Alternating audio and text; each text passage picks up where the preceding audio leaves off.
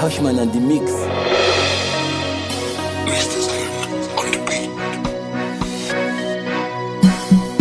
Ó di gbére ó dàrínà kò ìpàdé tún lójú àlá ẹja ńlá lọ nínú omi àjànàkú wàjà gbogbo ejù ló ń mì tìtì kátó tún rẹ́rìn ó digbó kátó rẹ́fọ̀n ó dọ̀dàn kátó tún rẹ́ni bí ẹni ènìyàn bí ènìyàn ìpàdé tún lójú àgbéyìnde Chief Alhaji L.O. Amure àwa ò fẹ́ kí o kú àwa ò sì fẹ́ kí o lọ àmọ́ bí kú bá ti dé ẹ̀dá kankan ò lè dínkù lọ́wọ́ iṣẹ́ tó rọ́bà tó rán kú níṣẹ́ òun ló tún lẹ́ni tí kú ń pa. Ikú dóró ikú mẹ́nire lọ àtàlálì hùwà ìkà ó gbẹ́nire jù sí kòtò àlùmọ́ǹtù hùwà ìbàjẹ́ ó gbẹ́nire jù lọ́dọ̀ wa ó pẹ́ ní agbójúlé ó pa wá lẹ́kún pátá korongodo. Eégún tó lè ṣe bí ilédè òsì mọ́ bàbá Rashidi ti rè wàlẹ̀ àṣà akokoro ti yọ wá lẹ́yìn kọ̀kọ̀ báwo la ṣe fẹ́ gbádùn obì tó gbó ikú ti pọ̀ kín ikú parẹ́wà láàrin ẹyẹ ikú tó mú Chief Alhaji Amure lọ gbogbo ìlú pátá ń ló ká lára ó dùn ọmọdé ilé ó dùn àgbàlagbà ó dùn takọtabo tí ń bẹ nílẹ̀ yìí ó dùn gbogbo ìlàlì lápapọ̀ pátá korongodo àìsàn wẹ́rẹ́ ni wọ́n ṣe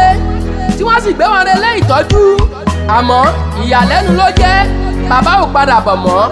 ikú ti yọwọ́ rẹ̀ nínú àwo alápàdúpẹ́ lọ́ba olúwa Abdulrasheed bàbá yóò hùwà ìkà kí wọn ó tó jáde láyé wọn ò sì bá tènìyàn jẹ́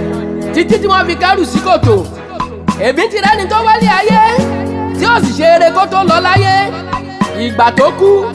gbogbo mọ̀lẹ́bí ń fò fáyọ̀ wọ́n lọ lórí burúkú ará ilé wa ti lọ lọ́jọ́ Sunday tí bàbá kú gbogbo ọmọdé ilé pátá ni wọ́n ń sunkún àgbà ń fagbájánú jọsẹ̀ mọ́lẹ̀ wọ́n nírú kílè yìí omijé wá lọ bìbà lọ́dọ̀ wa gbogbo àwọn ọmọ ìlàlì pátá a kú ara fẹ́ra kù a sì kú ìdárò ẹni ire tó lọ baálẹ̀ wa Alhaji Jamiu ẹgbẹ́dẹ̀ yìí ikú ṣe yìí sí mo kí yín Èdùmàrè oníṣègùn ní tẹ̀léǹtẹ̀lé kólúwa ọba ó dẹlẹ̀ fẹ́nìyàn ire ọba òkè ó pàṣìṣe rẹ̀ láyé kó dúró tẹbí kó dúró tọmọ kó dúró topó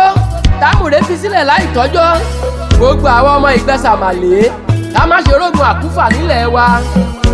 Ìyá Rashidat ìyá Rọ́dìá ẹ fìfẹ́ bára yín gbé kò sóhun tó dàbí ìfẹ́ òpó kan ṣoṣo tó gbélé ayé ró ìfẹ́ ni àwọn ọmọ tí ẹ bí ìkankan ò sì ní í ṣánkú lágbára olúwa wọn ò ní fi ń ṣàwátì. Máa sinmi láyé olùgbàlà bàbá onínúure ọmọ Onigbesa màlé ọmọ abágúnjẹbọ má bàa rọrùn ọmọ abákàlàṣòro má bàa rè gbàlẹ̀ ọmọ ọdún àlì ọmọ àrọ̀ní onígbàdó ọmọ olójú kan ẹlẹ́sẹ̀ kan ọmọ iná yẹbẹyẹbẹ lóore ọmọ òrìṣà kékeré lẹ́bàá ọ̀nà. bí wọ́n bá bí léèrè wípé ta lẹni tó ń kọrin ewì sétí ẹ̀yin èmi ni Délé lórúkọ tèmi ń jẹ́ Bánkọ́lé lórúkọ bàbá tó bí mi lọ́mọ èmi ńláre Akewi ilẹ̀ Igbesa gẹ́gẹ́ bí ọba bòmí.